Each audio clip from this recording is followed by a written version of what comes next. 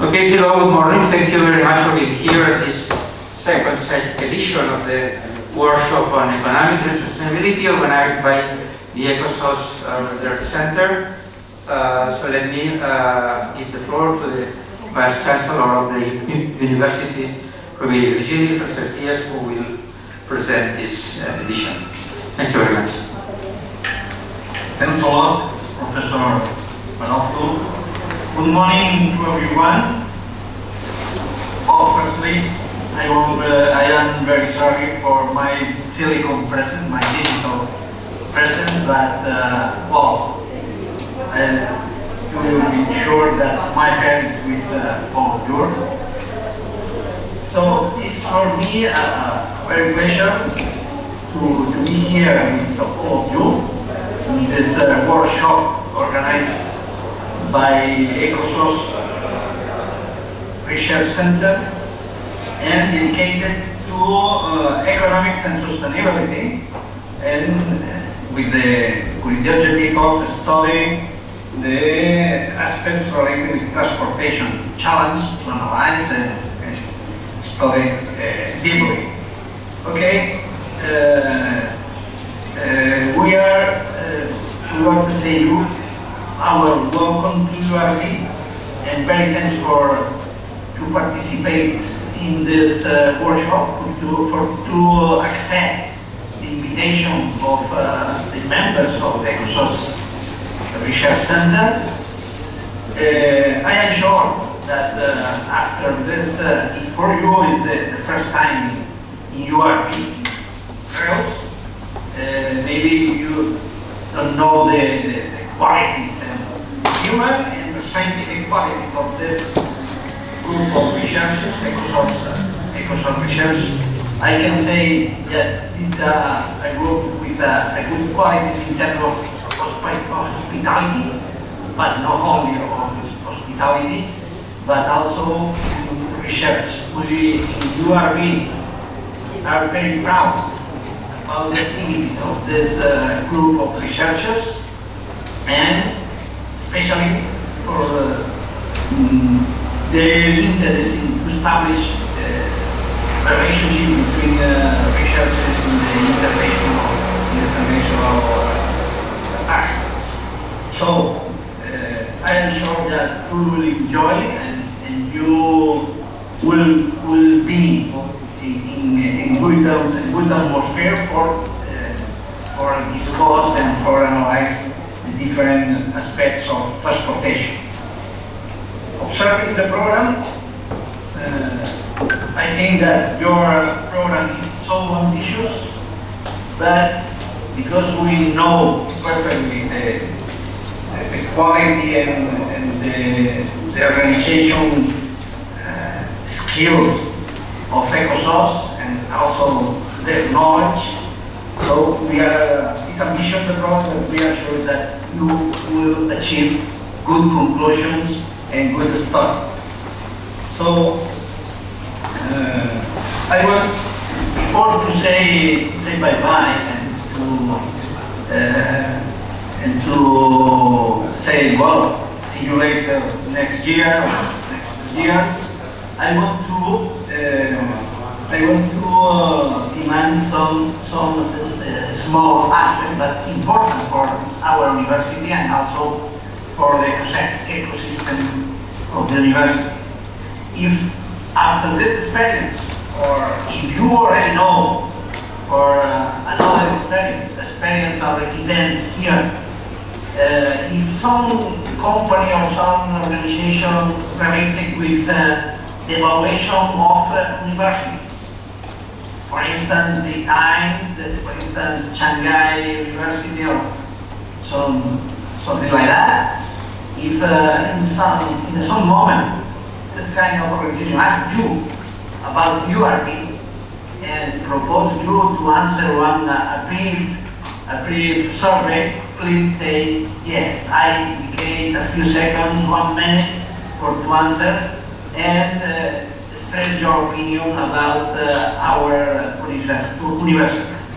If this opinion is or will be positive, will be better. If not, in any case, please do answer. You know that because you are from the same system, and this kind of answer and surveys are necessary in order for maintaining and if it's possible to improve our image in the international level. So thanks a lot. Welcome again to Tarragona Reus, Tarragona area, Reus area, and enjoy in this. I am sure that you will enjoy in our places and also in the scientific lab. So bye bye and thanks a lot. Good morning. Okay, thank you very much for being here, for introducing our university and the workshop. Let me also thank you all of you for attending this opening session, to our keynote speaker for being here this morning, for accepting our invitation. This is, the second edition of the workshop. We started this idea last year in a very different conditions, very different public health conditions.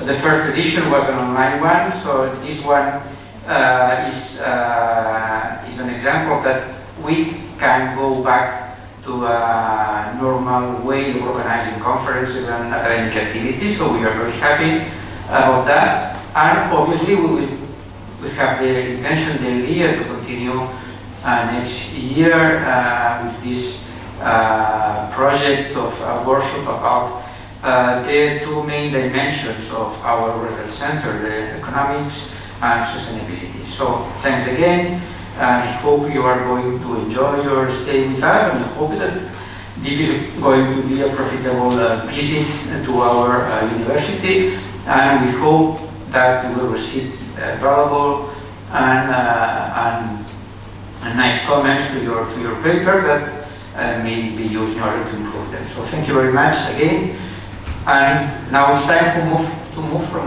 the presentation of the keynote speaker, Stefanie Peer. So the floor is yours. Let me check if your presentation is already done. Should we do it with switching slides? So I can probably give you the... I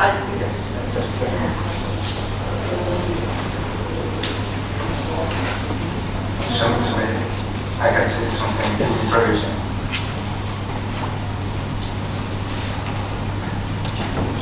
Okay, so I'm going to just say a few words about our keynote speaker.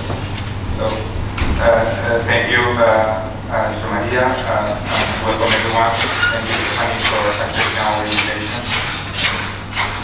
Okay, I know Stefanie because we both of us are members of the scientific committee at ITEA, the International Transportation Economics Association. So we share some common interests in terms of research. So Stefanie works as an associate professor at the University of Multilevel Governance and Development at the WU Vienna University of Economics. She's also head of the Research Institute for Spatial and Real Estate Economics. Her research focuses mostly on topics related to transportation economics. She obtained her PhD at the Department of Spatial Economics at the Free University of Amsterdam under the supervision of Erika Koop and Karl Koopmans. This is, the Department of Economics at the Free University of Amsterdam is a leading institution in research on the topic of transportation economics, so it's a great place.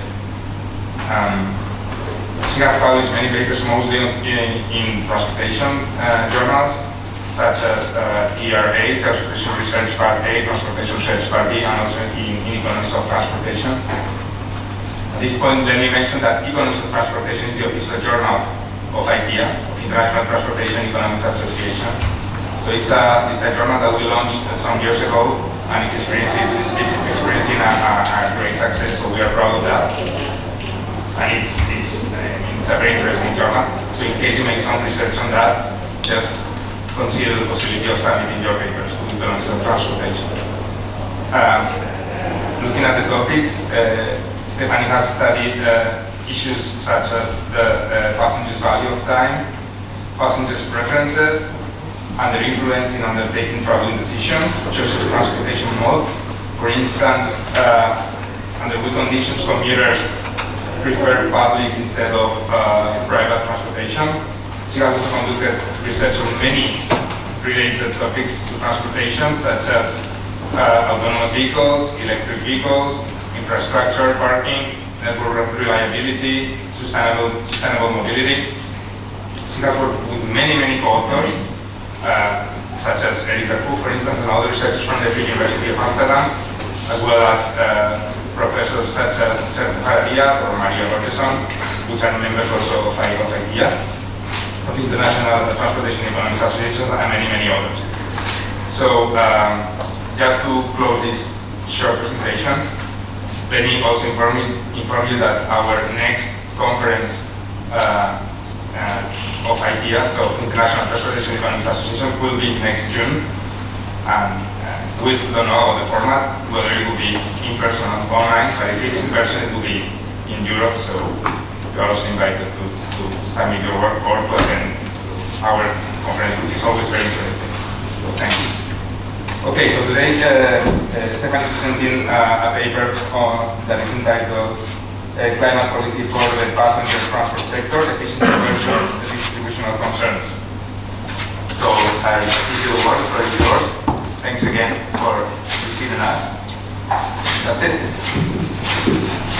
Thanks a lot for having me. It's quite happy to be here. It's very nice to finally have some in-person events again and see faces in the same room and not just on the screen. Thank you also for your nice words about my many co-authors and also about the advertisement for IDEA, which I completely support. Please submit your papers to the Economics of Transportation. It's really a nice journal that we have in this association that we are both active in. And so maybe, if it's okay, I'll take the mouse off. Yes. Sure. Given that I speak a bit longer, I think it's maybe better to listen to also. So actually what I'm presenting today is not a paper really, but more of an overview of topics related to this already quite broad topic. So I think it's quite an essential topic that we deal with in many of our researches. What are the efficiency aspects and what are the distributional aspects? We have that with almost all transport policies, and so I thought for the keynote speaker this is hopefully a nice topic and also kind of a good start for the day. And I think that probably some issues that I discuss here will also show up later in papers that we will hear about today. And so hopefully this is a good introduction to the workshop that I'm very much looking forward to. I think it's a very nice program and I'm looking forward to the papers. So let me start. The arrows don't work.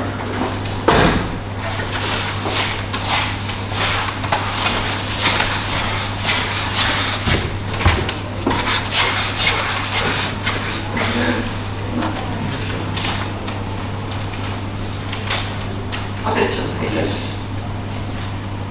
okay, yeah, thanks. Yeah, so the motivation basically behind this topic is that I think we all agree that there is a very high policy urgency to reduce CO2 emissions in the transport sector. We have the Paris Agreement, we have in the EU what they call Fit for 55%. So the goal is to reduce CO2 emissions by 2030. 55% and net zero emissions by 2050, so this is really very ambitious. And especially in the transport sector, where we see that the emissions are still increasing in most countries, so there we still have the complete opposite trend to what we would want based on the official targets that we have, which in the same way as in other sectors also apply to the transport sector. Historically, if you look at the research perspective, especially in transport economics, I would say that there was a very big focus on efficiency. That was, or is still, I think, to some extent, the centerpiece to evaluate different policy measures in terms of their efficiency. But increasingly, one can observe that there is more emphasis also placed on distributional effects of transport policies. There are for sure a couple of reasons that might explain that. I think one is that it has been increasingly recognized and also formalized in models that the acceptance of policies by the general public is very much dependent on distributional effects of transport policies. And there are also many prominent economists outside the, like in general economics, outside the field of transport economics, that have published very influential books in many cases about distributional effects. So I think this is also something that is kind of swapping over from the general economics domain into transport economics. And I think a third factor is that there's also now a bit more interdisciplinarity in our field, where also fields that have historically been more aware of distributional impacts, I would say fields like urban planning or transport justice, which is also an upcoming topic, that they also now spill over into the transport economics field. But it's still very much under discussion, and I'm already warning you that this is also something that will not be solved in this presentation today, how actually distributional impacts should be and can be considered in policy appraisals in the transport domain. So the structure of my talk is basically that I will have some slides with quite a lot of pictures and graphs as an introduction, not only to my own presentation, but I think for many presentations today in terms of climate policies.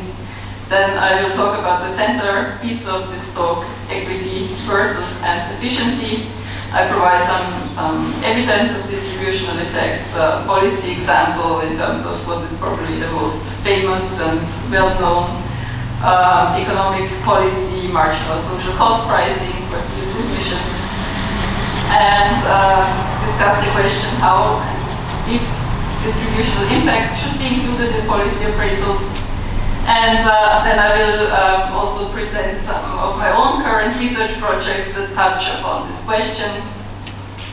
And so you also get a bit of an overview of what I'm currently working on, and finally some conclusions.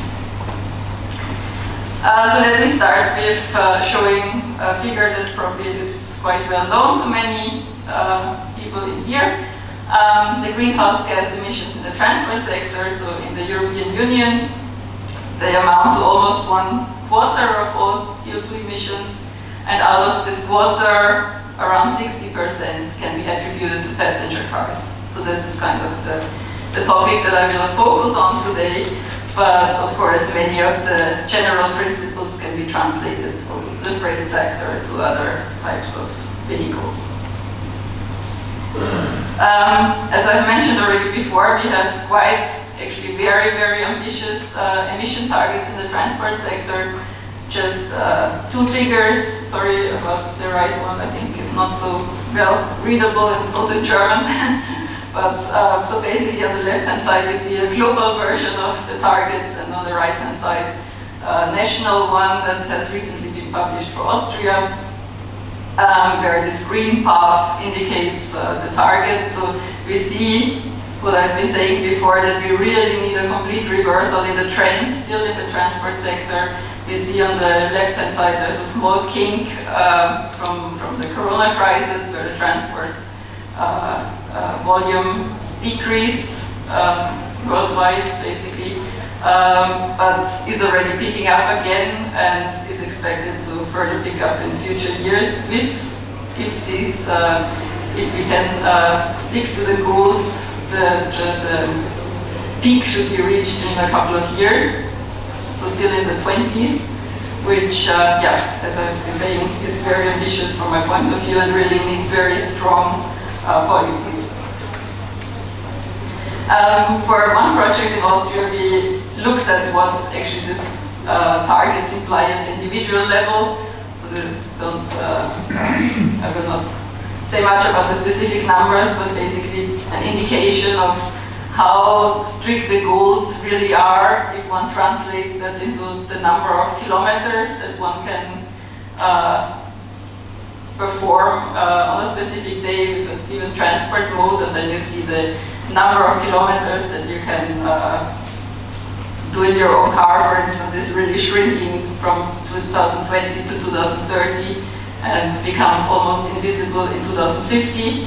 The caveat here is that we look at current efficiency level of the technologies and also the current energy mix, so probably it's a bit less strict in the end, but the pattern or the trend will go very much in this direction, that there is really little room for transport movements that produce CO2 emissions. So again, a figure taken from the Austrian mobility strategy for 2030, which I think summarizes very well at what we are looking at for in terms of policies in the transport domain. So we look first of all into policies that avoid transport movements. I think work from home became very popular during Corona times. We have just discussed before to which extent these effects will remain. I think we also concluded that this is very dependent on countries and work culture, and shift to modes that are more environmentally friendly, and then finally improvements in technology. Of course, I think you're all familiar with rebound effects. It's not so clear that even if we, for instance, avoid work trips, commuting trips, of course, people might still use work from home days to do other errands, and there are even papers that show that on days where people work from home, they travel more miles than on days where they go to work. So this is all more complex than this simple figure suggests. Here is a summary of different policies in the transport field that have been discussed also widely in the literature. There are different ways of how they can be summarized. Sometimes they are distinguished between push and pull measures. Here we have sticks, carrots, sermons, and context.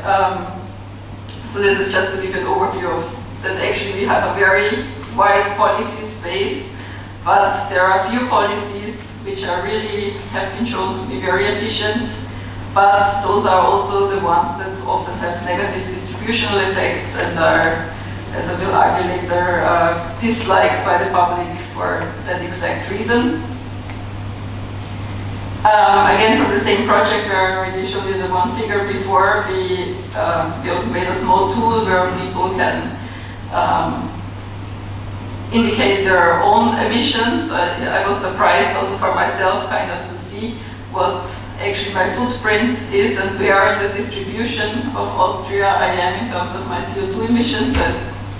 Discussing it also with colleagues in Vienna, we were kind of surprised that even as transport researchers, where we deal a lot with these topics, we were not really aware of the number of emissions that we do cause with our behavior. And again, you basically can see here how this will develop over time. So over time, the budgets will shrink and less emissions can be caused or should be caused, given the policy targets. And now I would like to come to have a couple of slides prepared where I present some factors where we will or are likely to observe distributional effects because there is a large heterogeneity. I think the factor that has received most attention in the literature is income. And actually, it's still very inconclusive to which extent the share of transport expenditures varies across income classes. So it seems that there are two figures the first one is from Austria, the bottom one is from Belgium, that kind of indicate, well, there's actually not such a big difference across income deciles. And this is some kind of common finding, but then within each income class, there's still a large heterogeneity, and also it very much depends on how the computations are done, which expenditures for transport are taken into account. So if we take into account purchases of cars, then we see there's quite a proportional the transport expenditures and income are quite proportional to each other, because higher income classes also tend to buy more expensive cars. If we abstract away from the car purchase and focus on really the operative expenditures, then there is a very mixed picture where it's less clear whether this proportionality holds. And I will come back to this proportionality later on, because it also matters on theoretical terms.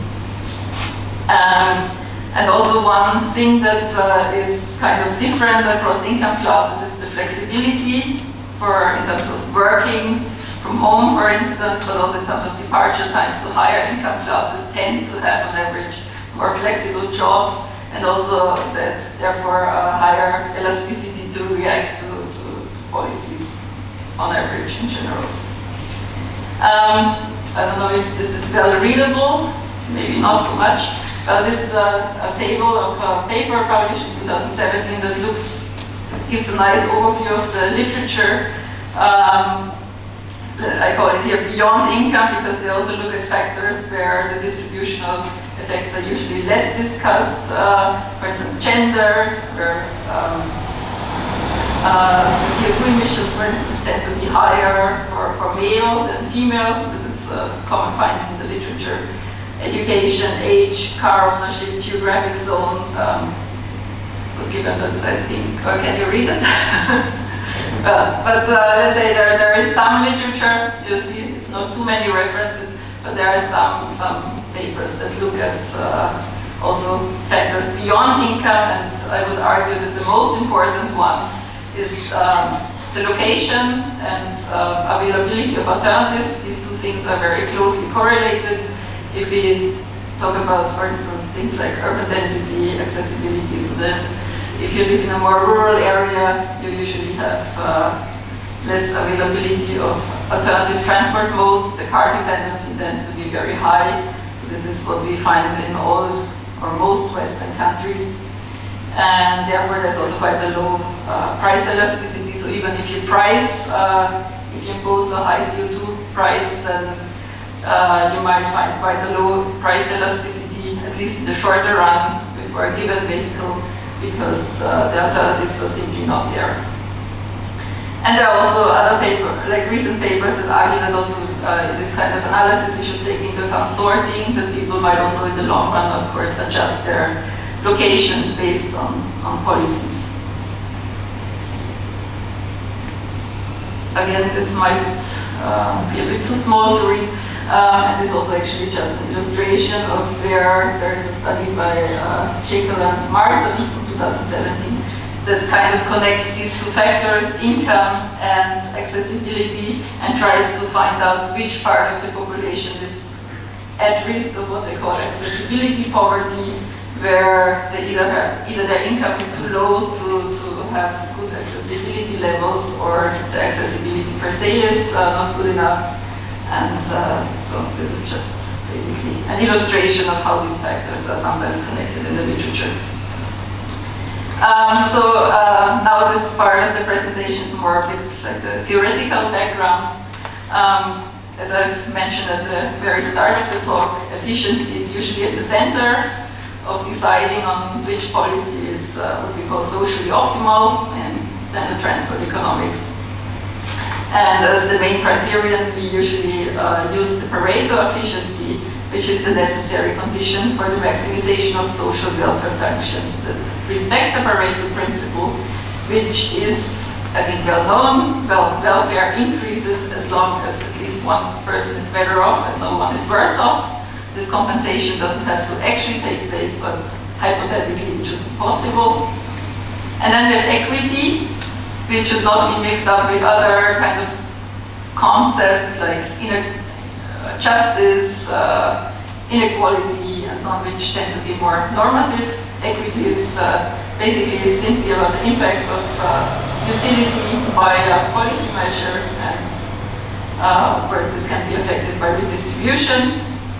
And also the focus here is on intra-generational equity, so equity across different population groups. There's also, especially in climate economics, there's a large literature also on intergenerational equity about how our CO2 emissions affect future generations. And I would also like to mention that sometimes the Pareto efficiency criterion is kind of criticized and perceived as very restrictive. I think that's actually not so much true, because in general we can use it for quite a wide variety. It is consistent with a very wide variety of welfare functions that do allow also for the consideration of distributional preferences. And this is more of a research kind of like real life research pattern that we usually find that in applications, usually we don't make use of that wider or less restrictive property of the Pareto efficiency, but actually very often, usually, we just define the welfare function as summing up individual utility functions, and hence not including anything on preferences, and therefore then the implicit assumption is also that there is no inequality aversion, and this kind of implicit assumption is very often not made explicit, and I think especially to people outside economics, very often also kind of misunderstood, or for that reason, because it's not openly discussed, it's just taken as given, so to say, although we would have a wider space in terms of how we define our welfare functions. So let's look at it from, in terms of Vitruvian taxes. I think these are, this is the most well-known principle in economics, and also the standard economic answer to reducing CO2 emissions. We have an externality, it's very clear this is an externality. So we need to internalize the costs that accrue to society, and for that we use Vitruvian taxes. Which means that we impose taxes that are equal to the social costs of a ton of CO2, which is its own research field, as you might know. Many studies have been published on what are the social costs of a ton of CO2. On the right-hand side, I think this is the most recent meta-analysis conducted by Richard Toll, who I think was the keynote speaker in this workshop last year. And so you see it's usually within the, let's say, from 0 to a couple of €100 range, slightly increasing over time, although in this exact paper, Richard Toll argues that it's not increasing, and this is a kind of artificial effect by different assumptions on the interest rates. But this is more of a side note. So on average, or in general, we argue in the economics field that taxation price instruments are usually more efficient than regulatory measures, and apart from this efficiency argument, we also have the possibility to actually use the tax revenues for redistribution. So this is a very attractive attribute of pricing policies, that actually generate revenue that then can be used to deal with undesirable distributional effects of the original price policy. This is of course especially true in a first best situation, where I have the possibility to individualize lump sum transfers, I have full information about behavior and so on, and so in principle I can achieve to remove all equity concerns and equalize social marginal welfare rates.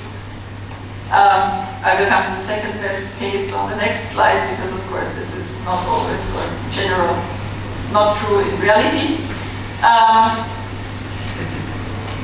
Yeah, so coming back to the point, this revenue distribution is for sure a big advantage over other instruments, although this is often not perceived like that in the public, and again, comes back to the point of policy acceptance.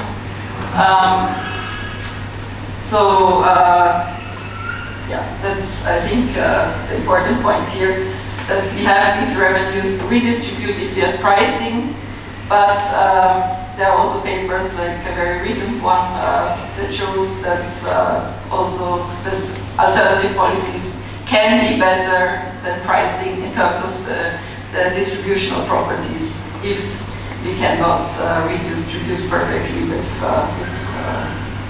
our current tax system.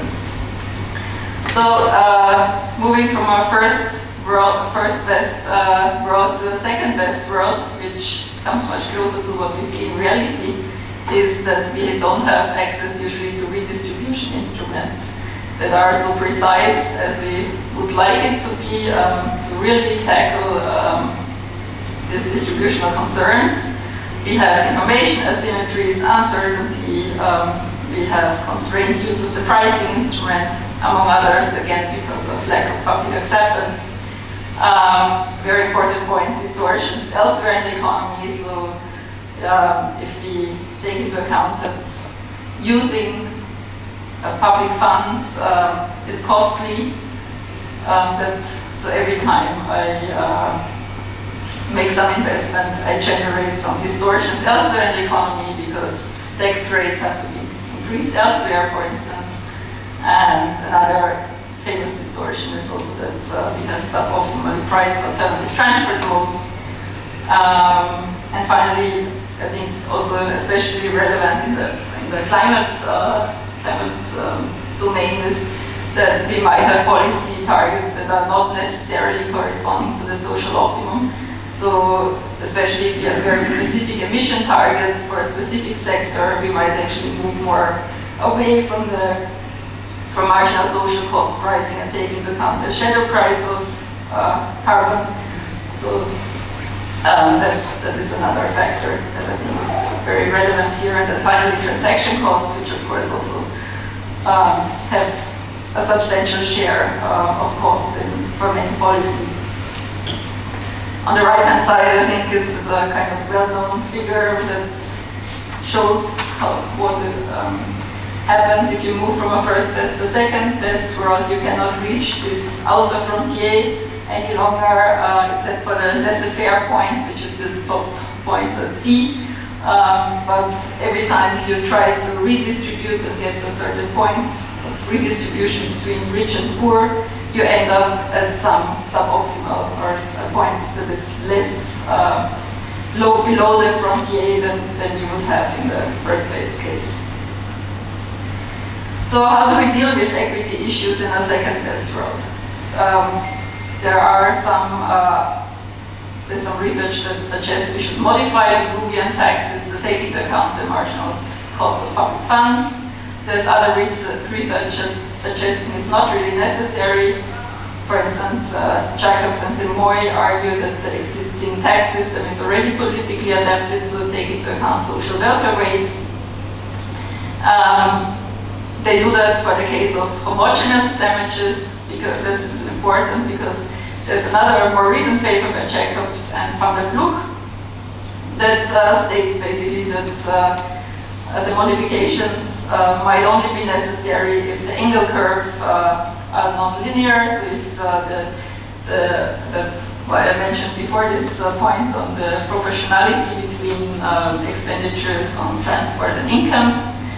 So if that is not linear, then modifications might be necessary. If the linearity is there, it might not be necessary. So this is at least what they suggest in this recent paper. And this whole point also relates to a more general discussion in the literature that is ongoing and also is a bit of a almost philosophical one, I would say, in terms of beliefs, what taxes should achieve. So there is this, what is often referred in the literature as the standard approach, which concludes that pre-existing distortions and distributional concerns matter. So there's indeed this marginal cost of public funds that should be taken into account. And so if you use social costs, if you provide public goods using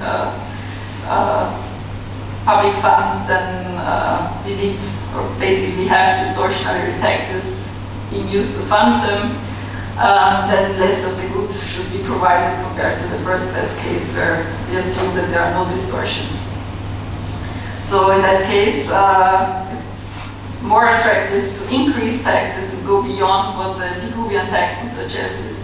If a good is consumed over proportionally, people with a low marginal social welfare weight, so typically the rich, if we have an inequality towards, and if you have an aversion towards inequality, it's also more attractive to increase taxes if the reduction in the externalities valued higher by people with a higher marginal social welfare weight, and if people with a higher marginal social welfare weight are more affected by externalities. For instance, if they live in more in zones that are more prone to damages from climate change. And then we have the new approach, which basically concludes that the decisions on how much of a public good should be provided is independent or should be independent of distributional considerations, and that this holds if the income system is sufficiently flexible such that each individual ends up paying an amount equal to the benefit they have from increasing the public goods. This is also referred to as the benefit principle. Basically, you pay the taxes, the amount that you benefit from the use of the public goods, like a transport infrastructure, for instance. And so, if an individual's ability is, so this separation between how much of a public good should be provided, being independent from distributional considerations also holds only if the individual's ability to earn income is independent of its ability to derive benefits from the public goods. So these, of course, if statements are also not always true, or actually in general not true in reality in most tax systems.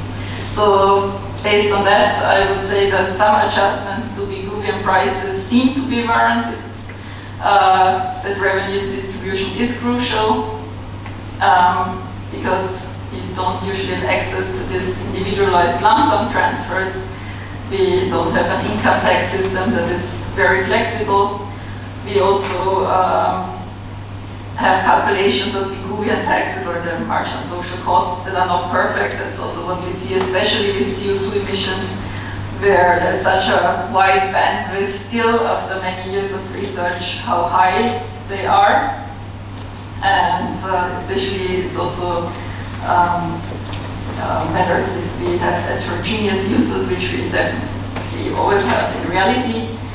And we tend to have a quite low elasticity of substituting car usage, in particular if the availability of poor is, if the availability of alternatives is poor, which holds of course in rural areas mostly.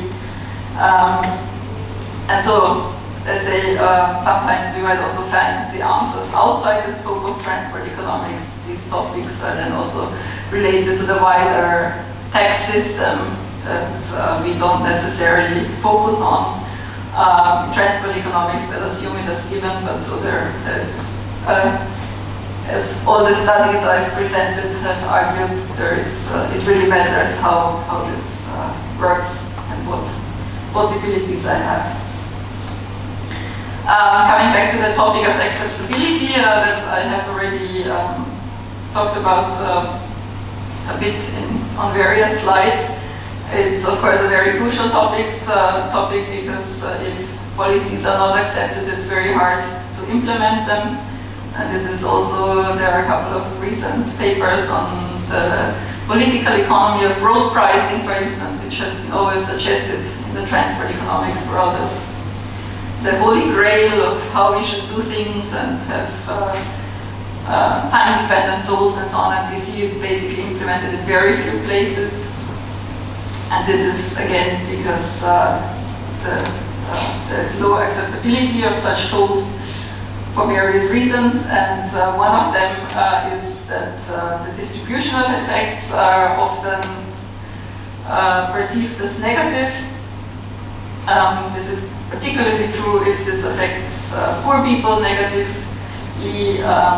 It's also if it's unclear where the revenues go. There is a lot of research that shows that acceptability of policies is lower if the revenues from tolling, for instance, they just enter the general budget. It also has been shown in recent papers that the trust in government and the trust in the information that one receives before policy is implemented is really important. I think some part that is understudied, but is also not necessarily an economics topic, is actually this media narratives, political narratives that are created.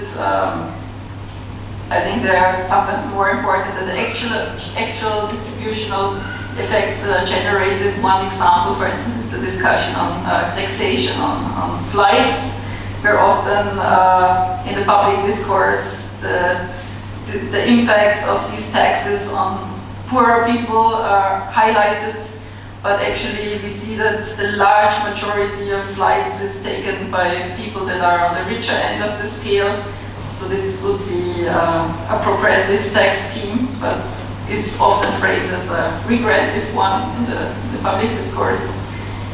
And from what I can observe, actually it's a very, very recent example from Austria that since yesterday it was announced that there will be a public transport card for all of Austria for less than 1,000 euros per year, and you can use all public transport, so I think very cheap, but also quite inefficient, because every marginal trip has zero costs. So I'm very curious also from a research perspective what will happen to demand, but let's say I think as economists we can all agree that this is probably not the most wise use of public funds, but it has been implemented with the framing that we need basically public transport to be very cheap and very cheap basically, and kind of easily accessible with one card, in order to make more harmful measures like taxing fuel to a higher extent acceptable to the public. So this was also kind of the main, well, I don't know if the main framing, but it was one of the framing to say, okay, this is not a standalone policy, but it comes later on. We will implement harder measures on card usage, and this is one, let's say, first step to make this more acceptable. So it has been really, it had this framing very much in terms of acceptability and to offer alternatives to people also in rural areas. It comes also together with some investments in public transport. But I think this is interesting to observe that we have this kind of policies that are really not, I would not consider it efficient, but it might be efficient in the long run if it really works out that way, that it generates alternatives to people who currently don't have them. And this I will cover only very briefly, because this is also not where, let's say, my own background, but my department is very interdisciplinary. And so I come across these kind of alternative approaches to standard economics approaches quite often in my immediate research environment.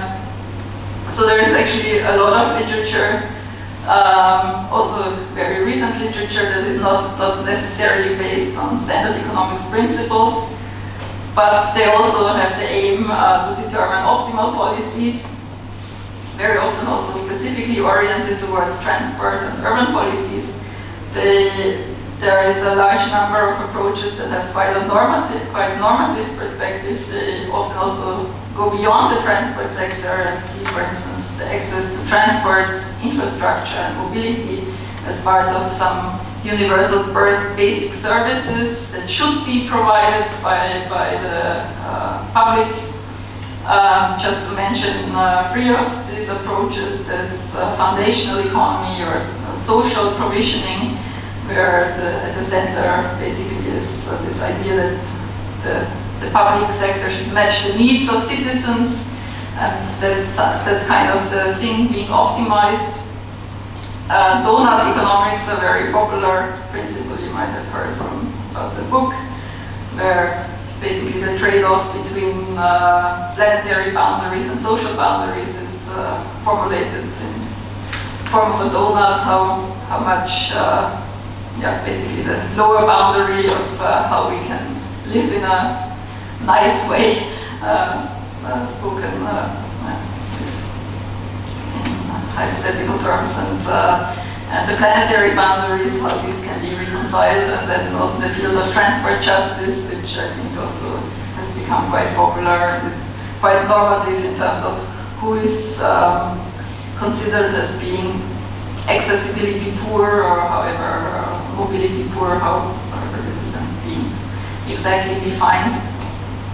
And actually I think that these alternative approaches often receive more attention in public discourse than transport economics. I think where our role should be is that we still have very good tools to evaluate policies, and we should also evaluate policies proposed by different fields in terms of our own tools, and I think this can be very valuable. So briefly to sum up, let's say before I start going into my own research, I don't know how many minutes I have left. Oh, yeah, perfect.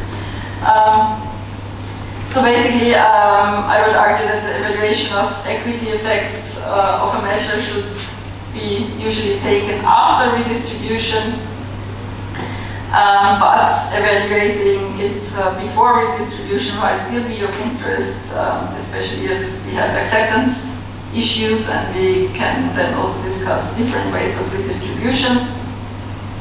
And the full assessment of a policy should certainly also look at equity impacts. And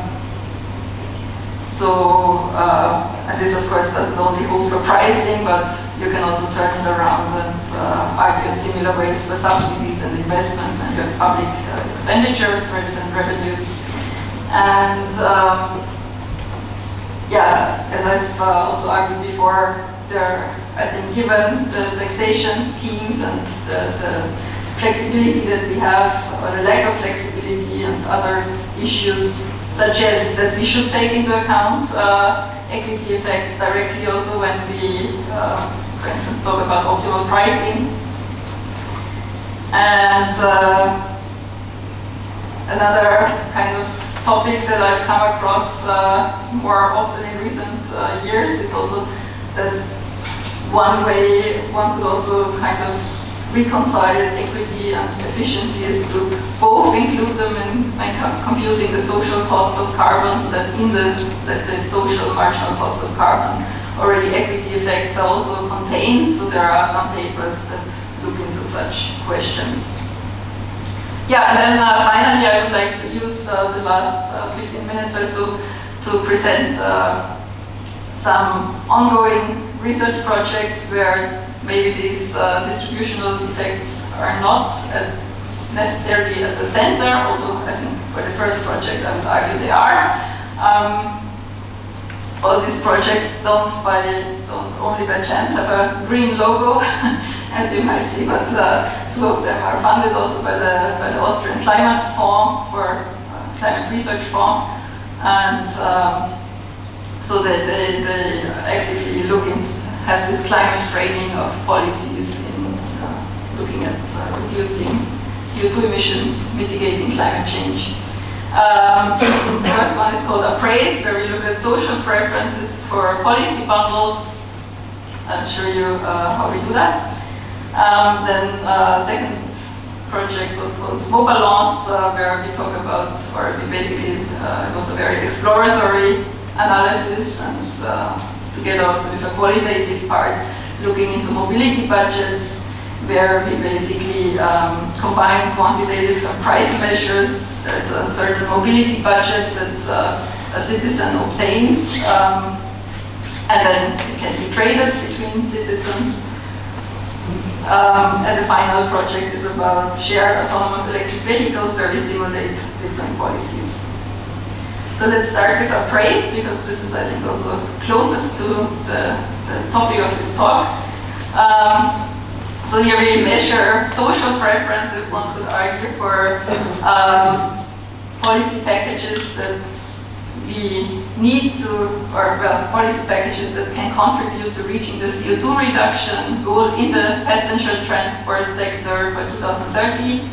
We focus on social preferences instead of private preferences, but we kind of try to disentangle them, or actually in the end measure to which extent support for policies is driven by social preferences versus private preferences. So it's one could argue that it corresponds to a referendum more than a stated preference experiment. I will show you the questionnaire. I was hoping originally when I agreed to give this talk that I could already present you the results of the survey, but we are still figuring out some programming issues, so it yet has to start probably within a month or so. So for now I will show you then how this looks like, this tool. It has also a bit of a participatory and educational character, so we found it in the trial phase until now always very interesting also to play around how which measures are actually really needed in order to reach the climate goal. Where is the kind of space that we have, what do we need, how can policies be combined, and so on. So we also, one part of the research also focuses on kind of acceptance and trust building. Also we ask for variables regarding how much trust people have for different governance levels. And so one kind of idea is that maybe the tool also helps citizens to better understand the dilemmas that public policymakers face when they have to make such complex decisions. And yeah, this is what the tool looks like. Again, not entirely sure to which extent you can read it, but on the left side of the screen you basically see different measures. It was already quite a long process to select a couple of, well, to select what we think and also has shown in workshops to be the most relevant ones. Increasing fuel tax, again this mobility budget, road pricing, changes in parking fees, investments in biking, infrastructure, reform of the commuter allowance, then some policies related to electric cars, so increase in the purchase premium or banning registration of gasoline cars, public transport investment campaign, and regional or spatial planning measures. And so basically our respondents will be asked to select for each of these measures a level. So it's indicated then exactly what the level means for each specific measure. So it's not only 1 to 5, but actually for a road tax it goes from 10 cents to I think €1 or something like that. So each level really corresponds to a certain number, and we also have invested a lot of time and effort to make predictions as good as possible. So really in terms of what it means if you choose a certain policy level in terms of its effects, and the effects are then shown on the right side of the screen. So you have this dynamic updating depending on what you fill in the left side of the screen to see, for instance, well, to see most importantly to which extent the measures that you have chosen fulfill the climate target, but also what it means for the government costs in terms of revenues and expenditures. And on the very right-hand side, you see what it means for yourself, the measures that you chose in terms of predicted costs or benefits. So if you choose, for instance, we have a large survey already before the respondents get to this tool. So for instance, if somebody has indicated they receive some support for commuting, so in Austria we have quite a generous system to subsidize commuting. And then the person chooses for a reform of the commuting subsidies, which means in this context lower or not at all any longer the availability of commuting subsidies, then the personal cost, of course, will be very high for that person. And so we kind of try to show them first these kind of, from our perspective, main effects and also most, let's say, measurable effects, because then once they have filled in that first screen and they see these effects in terms of the effects on the CO2 emissions, on the government cost balance and their personal cost balance, Then they move to a second screen where they see their own measures that they chose and what effects they have on certain distributional aspects. For instance, on groups of persons, that's the second block, people who don't have a car, who are dependent on the car, high income, low income, and so on. So there they can adjust again their selection of measures depending on whether they agree with the distributional effects that are shown here. So this is kind of a two-step procedure to not overwhelm people with too much information in the first step. And so we hope to in the end, use discrete choice models that show us to which extent the effects shown on the right-hand side influence the chosen policies and the intensity of the chosen policies. But of course, it's also that I think that already the descriptive statistics will also be quite interesting, just seeing what kind of policy bundles the respondents choose. This is not translated into English, sorry about that, and it's also a very lousy figure in terms of the colors used. I just wanted to shortly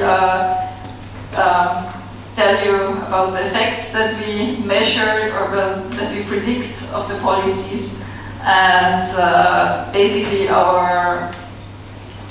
what we can say in general is that we need quite a lot of these policies, and some of which are quite expensive and harmful for car drivers in order to obtain the climate goals, which is this lower vertical line.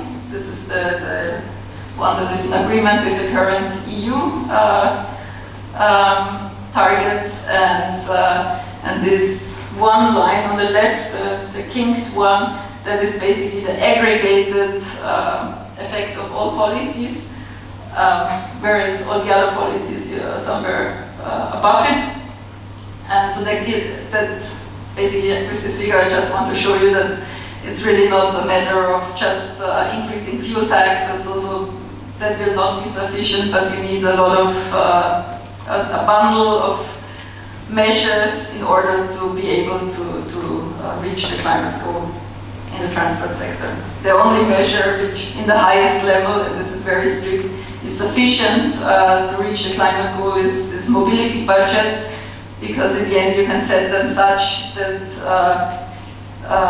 really every, like the number of budget that you give out is in agreement with the climate goals. So this is here the policy option that you have. But we see that then the mobility budget that each person has is really very limited and corresponds only to a few kilometers per day. So let's move to the next study. This Mobalance, which was exactly about the mobility budget in Austria. Again, very exploratory study, as I've mentioned before, where we were asked by the government basically to give an indication of if that would make sense or would be a good alternative to road pricing or other forms of taxation and restrictions. Our conclusion was that basically it has, from workshops that we held, we got the intuition that people like the distributional aspect of it because it would also affect the rich, that, let's say, summarized in short terms what this was about, that it's unlike with taxes where poor people often have the intuition that for more rich people it doesn't matter, they don't suffer, they don't feel the additional costs. Here they would feel it because it's really a hard constraint.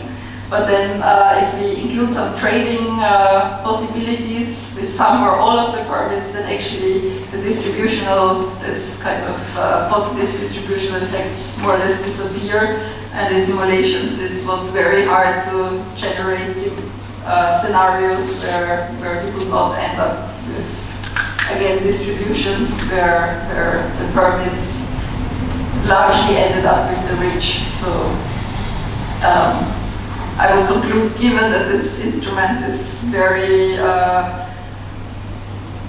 comes with much more hassle and admin and transaction costs compared to a tax where we already have a given system of how to impose taxes. It's probably not the best way forward, but was still instructive to see, in particular regarding to the distributional aspects. And finally, last project that is still ongoing but close to the end was looking at shared autonomous electric vehicles. The first study was to actually look at it from a public finance perspective, and there especially this transition towards electric vehicles seems very crucial because it will reduce fiscal revenues by a lot. So on the right-hand side, we see a figure for various countries about the share of the public budget that is kind of being,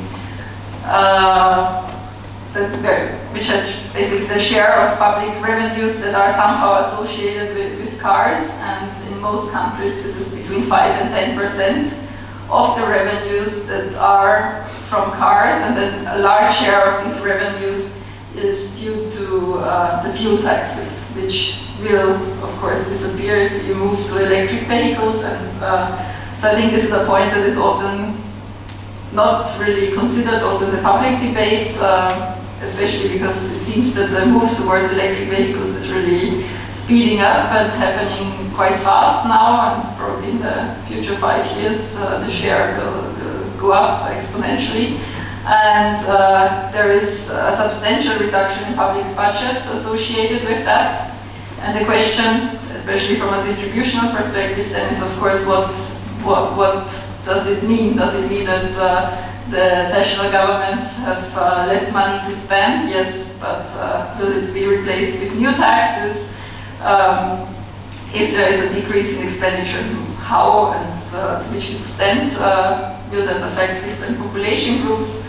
The more likely case is probably that there is some new taxes being introduced, probably in the form of road tolls, which also technology enables, of course, that now with connected vehicles and so on, it's easier to track them, the price, the whole transaction costs in terms of implementing a price system become lower. Probably also the acceptability improves if this is kind of a low-cost, easy-to-administer scheme. So our suspicion or prediction is that we will move in the direction of having more, like say, precise tolling possibilities.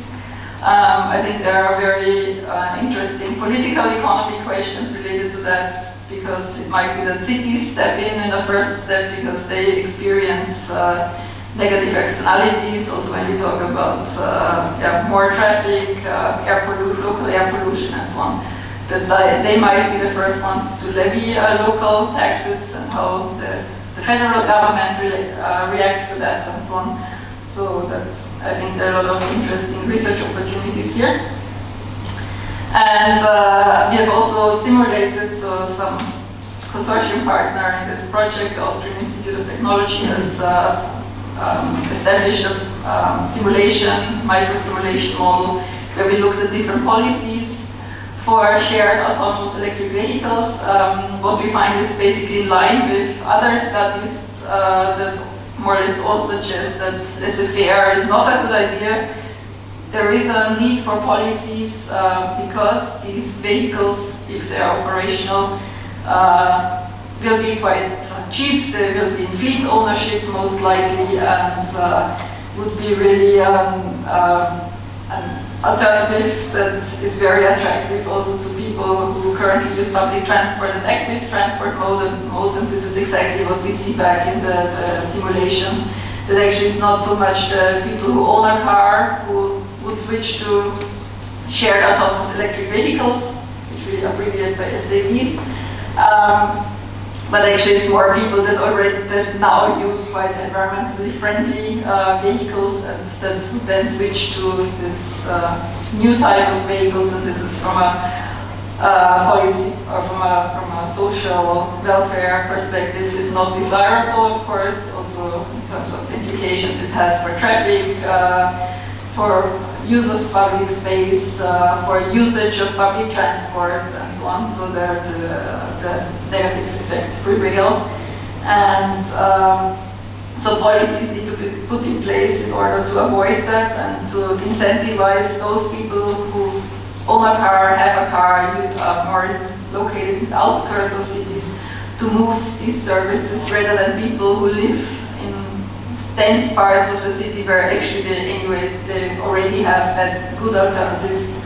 And so I think is also something that we already see now, kind of this problem of shared mobility providers, which are mainly located and their operating areas often only in the city centers, whereas the service will be valuable much more to people outside of these dense areas that usually lack other transport alternatives.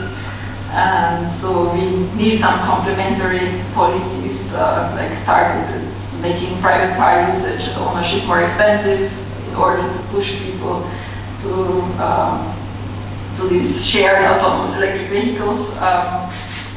That could be a way to make them useful and also like from multiple perspectives, then also from a distributional perspective that would be attractive, but just letting them establish themselves anywhere in the city is probably not such a good idea, especially in cities that already have a good public transport system. So that was it about these research projects. Very brief conclusions. I think this kind of interplay between efficiency and equity is a very important and timely research topic. We see this very high policy urgency in the time that we have right now. There are many research opportunities.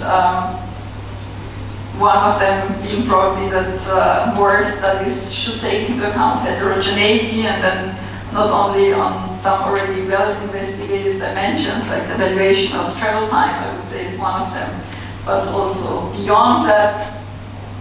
There are papers like by Jonathan Hall from this year that show, for instance, taking into account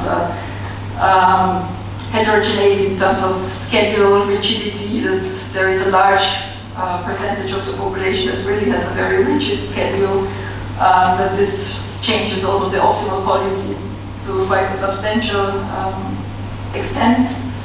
And coming back to this central topic of whether equity effects should be considered when evaluating policies, I would certainly say yes, already in a policy design stage, and also it's very crucial from the point of view of acceptance.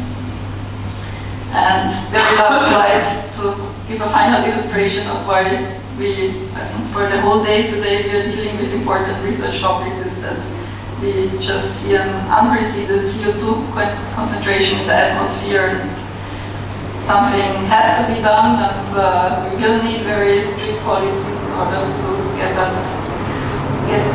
have a reduction of that. And so I think this should be for all of us be a good motivation to work on these topics. Thank you so much for your attention, and I'm happy to get questions.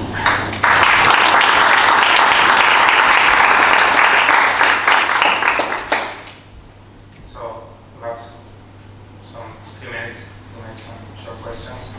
Go ahead, Carlos. Yeah, I have two questions.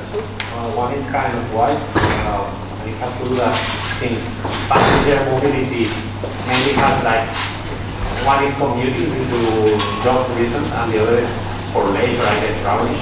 And for the first, with this commuting thing, don't you think that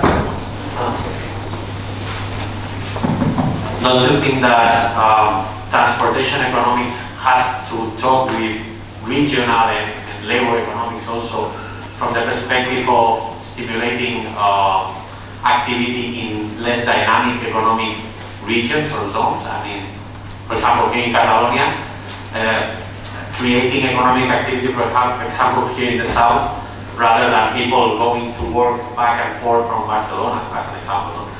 And then the second question is like, don't you think that this mobility budget concept could be implemented as an informational tool, maybe through an app or something for people just to know the budget they have in a weekly, monthly and yearly basis, no? Just, for example, I just traveled anywhere and then I just spend my budget for 2 months or whatever, you know? Just to inform people as they are already doing with finance apps for a budget or with apps for a diet with cards and this kind of other types of budgets, no? This would be my 2 questions. Thanks a lot. I will start answering the second one because it's easy to answer. We don't have an app, but we have a website. And these figures that I showed you at the very beginning, where you saw these histograms, basically you can indicate your travel behavior in this website, and then also already there's a second part where you can adjust your predicted kind of changes in efficiency, let's say how you think the mix in the energy will change for the next, we did it till 2050, and then you get as an output basically how your current behavior, whether it's within the 2030 or 2050 budget or what you would have to change, and also it's even translated in terms of, for instance, if you want to fly somewhere, I don't know what the examples were, I think it says something like you have to save for 5 years to afford a trip to fly to New York or something like that. So that was exactly the conclusion that we had, and thanks for reminding me, I did not mention it here. So we kind of concluded that this mobility budget is too admin intense and so on, too many transaction costs to be really a good alternative to a taxation scheme, but it indeed has a lot of informational value. And it's, I also know from the Netherlands, they also have, I think, I don't know if it's a countrywide tool, but there are some kind of like mobility clubs where, let's say, within your sports club or so, you kind of commit to a goal, and then you can track your mobility behavior and see whether you manage to stay within the limits and so on. So, yeah, very good comment. The first one is also a very good question. I think there is a lot of collaboration between transport economists and spatial planning already. So I think this is not, like for instance, I would say, I sometimes go to this conference of the European Regional Science Association. I think there are some like associations that basically include various of these perspectives. I think it's a very, it's a topic where one can argue in both directions. So there is a book recently has been published by Gernot Wagner, who is an economist at NYU, and he argues that everybody basically should, whoever can, should move towards cities.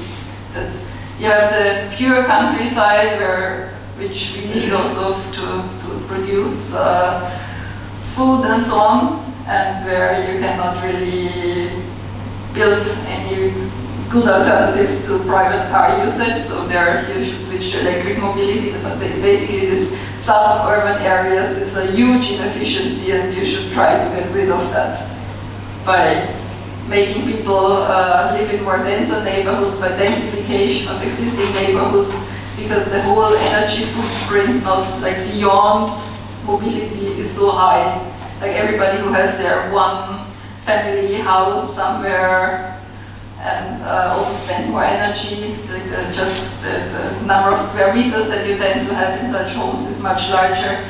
So already for heating and so on, you have higher energy consumption, and then together with mobility and so on, this generates a situation that is very unfavorable from a CO2 point of view, although it's a very well-liked way of living in Austria and probably also here. So yeah, I think that's the other perspective to this very valid point, of course, that there should be a reorganization of activities, and there should be more regional or employment also outside the agglomerations.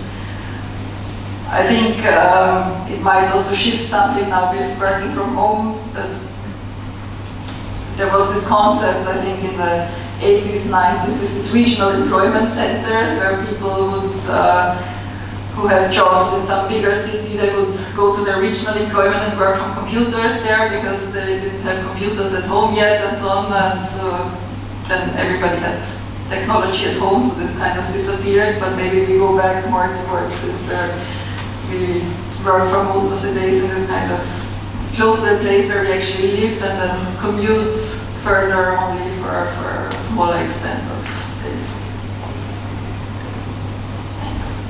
We are a bit late, so I think eventually we should move forward. I just want to make a very, very short comment, because I think it's a relevant thing on which is like a general comment that relates to several topics to which you have been referring in your presentation. For instance, on this trade-off between efficiency and equity, and also on the acceptability problems related to pricing measures.